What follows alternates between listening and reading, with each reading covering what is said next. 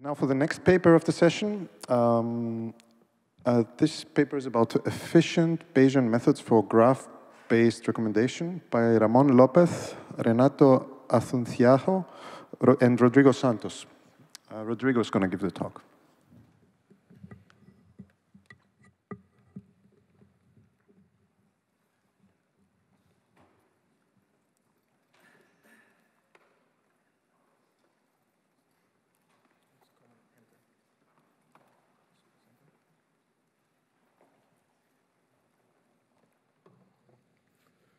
So can you hear me?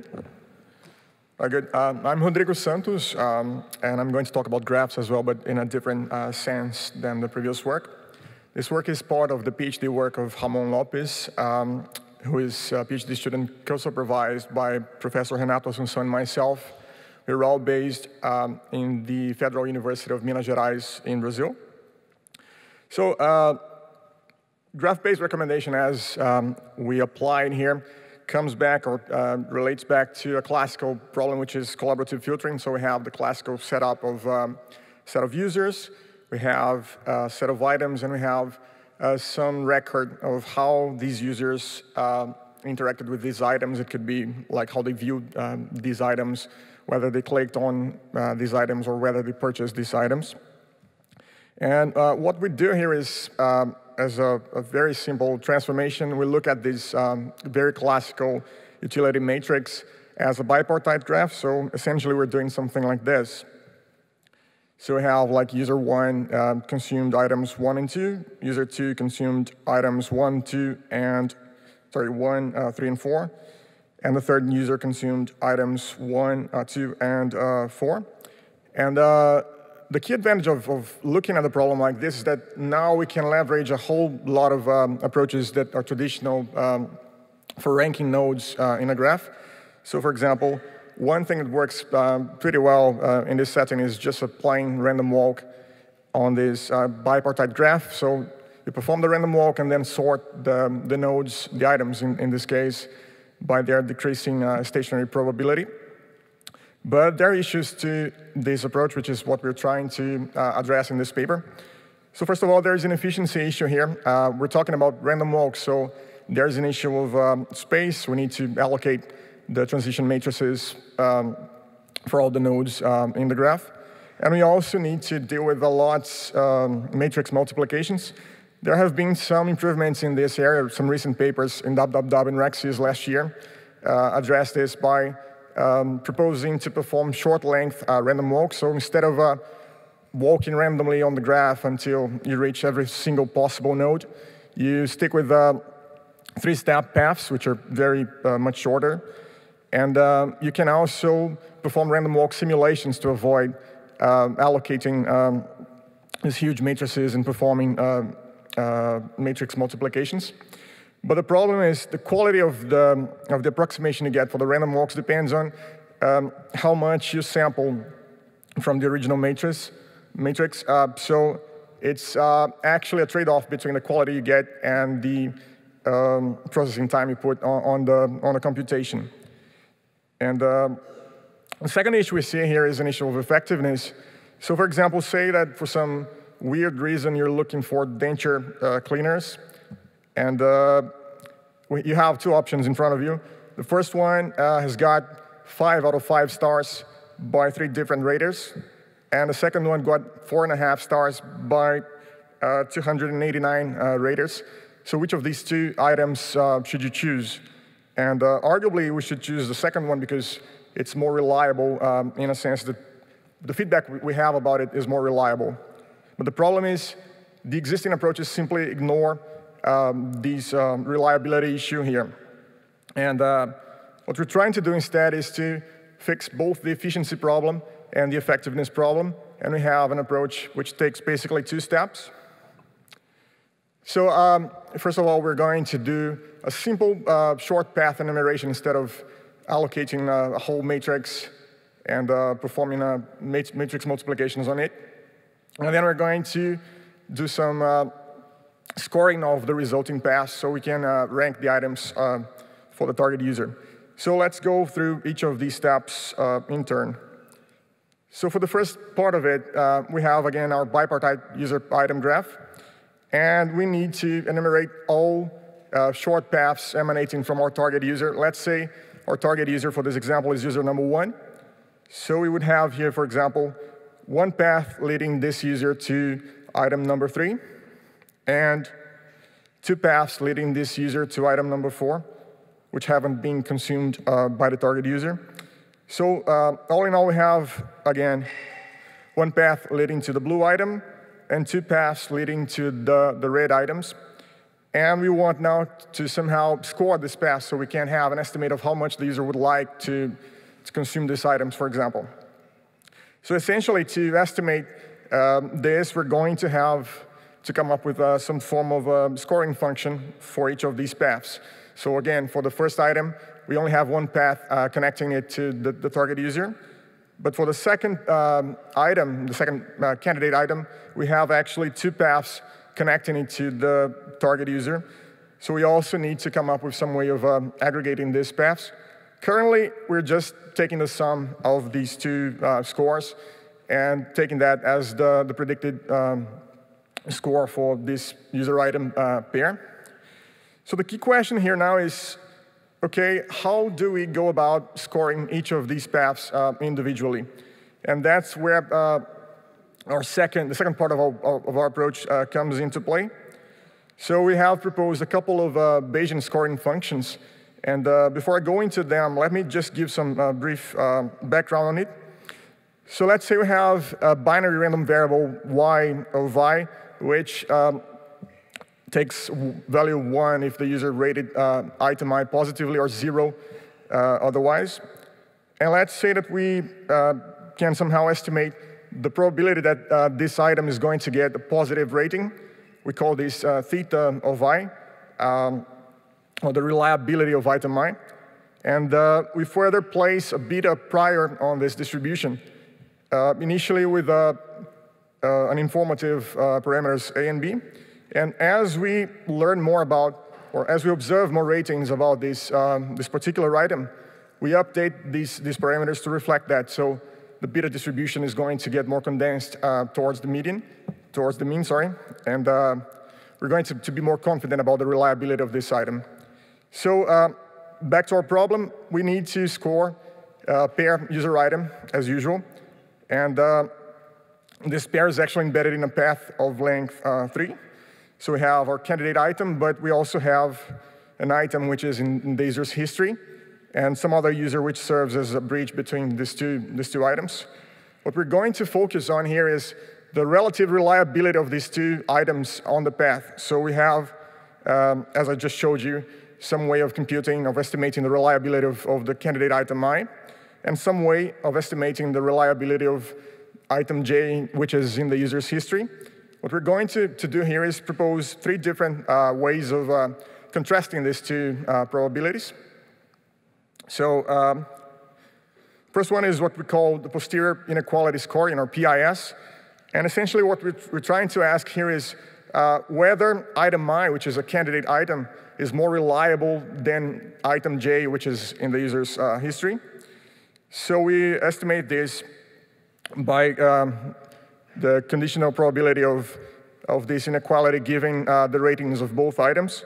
And in practice, we do this using numerical integration methods. There are more details in the paper if you're interested about that. Our second scoring function, is called posterior odds ratio scoring, or PORS for short. So if before we were interested in the chances of the candidate item being better than an item in the user's history, now we're interested to grasp how much better the candidate item is compared to the item that led to it. So essentially, we do this by computing the ratio of the odds ratios of these 2 items. So how likely they are to be positively rated as opposed to negatively rated. We contrast the odds ratios for both items in this case. And thirdly, our final function, which we call posterior prediction scoring, or PPS, tries to take a step back and more conservatively look at whether the candidate item was reached through a reliable path. So we're just interested in paths that combine somehow both items as reliable items.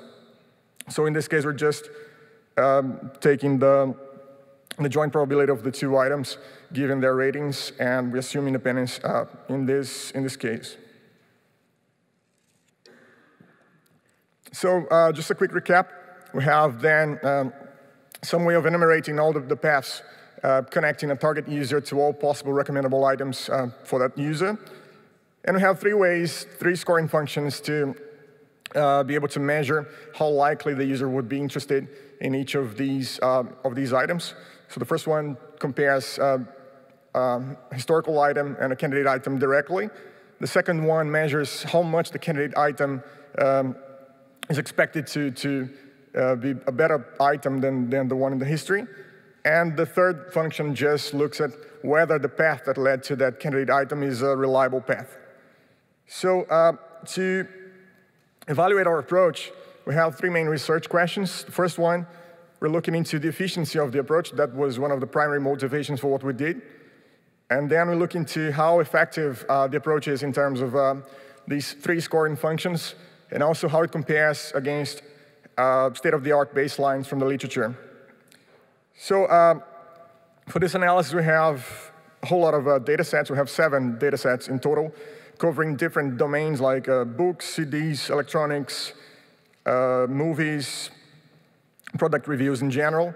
And the idea here was to have our grounds covered for different graphs, different graph structures in general. So you can see they have pretty much the same sparsity level, but they do have different degree distributions, for example, which is something we haven't looked at, but it's in our plans as well. So for the evaluation, we performed the standard 5-fold cross-validation. And we defined our ground truth because these are unweighted graphs. We converted all the original ratings in this data set into binary ratings. So basically, essentially, we corrected for the user mean for each rating. And we measured 4 different rank-based metrics from information retrieval. I'm going to focus here on NDCG at 10. You can look at the other results in the paper. They're pretty much following the same trends that I'm going to show you here. And we compared our work to a couple of different baselines. So a simple non-personalized collaborative filtering baseline, the most popular method. 2 well-known matrix factorization baselines, BPR and WRMF. And finally, 2 state-of-the-art graph-based approaches from the literature. The first one, P3, does the stuff I talked about of performing short-length random walks through simulations, through random walk sampling. And the next one tries to correct for popular items so as to promote diversity in this case. So for the first question, how efficient is our approach? We actually answered it analytically. So we have in the paper complexity analysis of the approach. But just to give you an idea here, if we're talking about a native or a naive matrix multiplication approach, we usually need to store the transition matrix, which is squared on the number of nodes in the graph. And matrix multiplication would take a cubic power of these number of nodes. We do have in the literature some simple heuristics to try to improve this process. I'm not going to go into much detail about them. But what we're proposing here has a clear advantage in that it is linear on the number of users we have, provided that the maximum degree of users in this graph is a small value, which is the case for all the data sets we're looking at here. So we're essentially reducing these from quadratic or cubic to linear for both space and time. Next, for the second question, how to effectively score paths, we're comparing the 3 different functions we proposed. I'm going to give you one single result here, which is for the keynote data set, which is pretty much what we observed for the rest. So essentially, we have, first of all, the PIS, the inequality function here, and then we have the odds ratio function, and then we have the joint probability function, which performed the best, in this case, the PPS function. We get consistent, this was observed consistently across all data sets. So we have, on average, across the 7 data sets, 14% improvement over PIS, and 58% improvement over PORS, which is the odds ratio approach. But then we looked into how it fares compared to related baselines from the literature. So here we have most popular, the 2 matrix factorization baselines, and the 2 graph baselines. And this is actually the data set where we performed the best, which was Kindle. So it was a massive improvement on top of these baselines. The improvements compared to the graph-based approaches were actually consistent across all the 7 baselines, but against the matrix factorization approaches, we observed a variable behavior, so they actually improved, the baselines improved for the data sets. So just to quickly move through them, we see a matrix factorization gradually improving for CDs, electronics, books, films, and we have a tie at this stage here, product reviews, and then we have the movie lens data set with 1 million ratings, where our approach is outperformed by matrix factorization. So to sum up this, we have a consistent improvement over the graph-based approaches across all data sets. The improvements range from 37 to 400% in terms of and the CG10 for the strongest baseline we have here. And compared to matrix factorization, we get improvements on 5 of the 7 data sets, and these range from -36 to +300 compared to WRMF, which is the strongest baseline. So to wrap up, we have introduced a novel approach for graph-based recommendation. We tackled 2 main issues here. The first one was efficiency. We proposed a simple short-length path enumeration here, and this substantially reduced both space and time costs. And we also proposed Bayesian scoring functions for capturing the idea of reliability of these items. So for the future, we're looking into a breakdown analysis of why this works in practice. We still don't know much about that. And we're looking into ways of extending the work to capture different ways, for example, of estimating reliability of individual nodes and also of entire paths, and also different ways of aggregating multiple paths related to a single user item pair. And that's it. Thank you very much. I'm open to questions.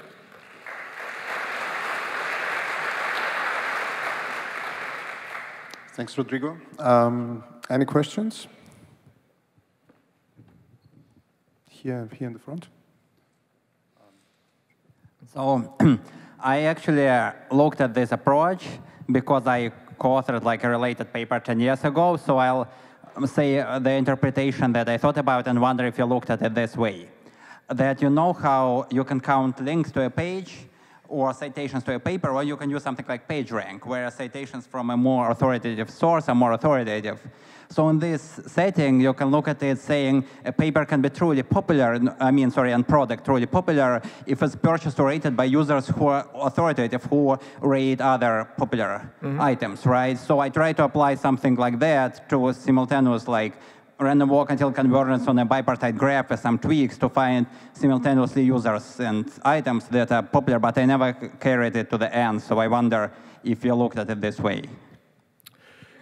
Actually, in some sense, I think our baseline graph-based approaches look into it by trying to measure the strength of the signal between a user and a target item by how many paths lead to the item. And so there's an additive effect here.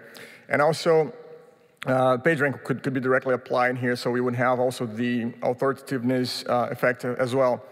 In our case, I think the key novelty we're trying to bring into play is actually looking at outside the actual path that led, that short path that led from the user to the item. So we're looking at the context around each of the items in the path. And maybe that's why, that's what is bringing the good results here. But we still need to look further into this. By the way, PageRank cannot be directly applied because just because a user purchases more items doesn't make this user more authoritative. So you have to tweak it. That's a good point. Okay, thanks for your talk. Do you have any idea why in some of your data set you cannot beat matrix factorization baseline, and in some data set you can do that? No. We're looking into it right now. Any other question?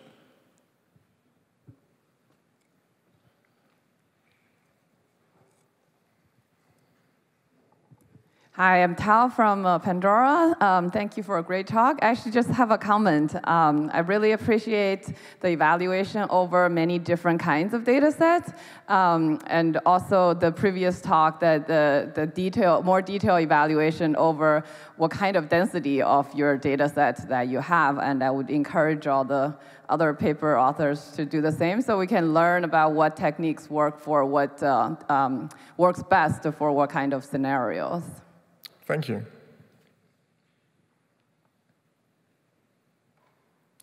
Any other questions? I have actually a question. Do you think your approach is extendable to data with context? What kind of context?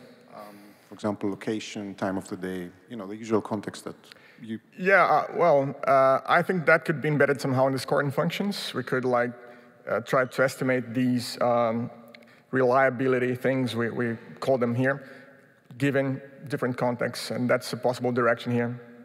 And another question is, your method currently works with explicit data, right, with ratings. Would it also be possible to make it work with implicit data? That's actually a great question, and we actually wondered about that in the beginning. We asked the student why he was binarizing the data set to begin with, and that was more related to the fact that the baselines did that, the graphs are unweighted in general, but that's a natural extension. We're looking into it as well, how to incorporate a graded scale of preferences for each individual item.